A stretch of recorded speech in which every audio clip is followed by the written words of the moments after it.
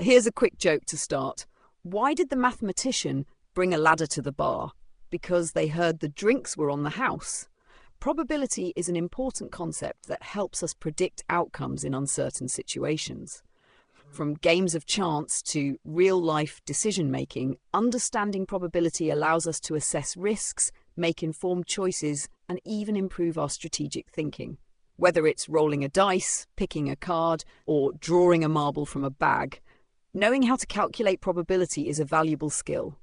Let's turn to the next slide. We have a bag containing 3 red marbles, 4 blue marbles, and 5 green marbles.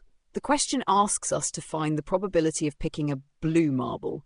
To calculate probability, we use the formula, the number of favourable outcomes divided by the total outcomes.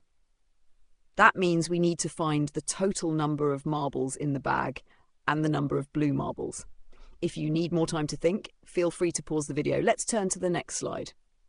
First, let's determine the total number of marbles. We add together the 3 red, 4 blue, and 5 green marbles. That gives us a total of 12 marbles. Now we identify the favourable outcomes, which are the marbles we want to pick. In this case, the 4 blue marbles.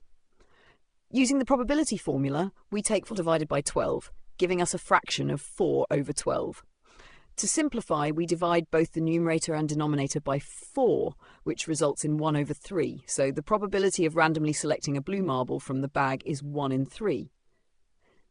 Let's turn to the next slide.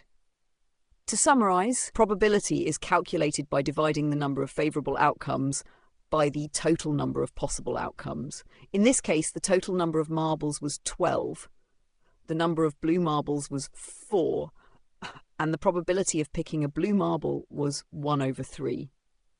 Keep practicing probability questions to sharpen your skills. It's a concept that comes in handy in many real-life situations. That's all for today. Keep learning and improving your maths skills. Don't forget to like, subscribe, and stay tuned for more maths lessons. See you next time.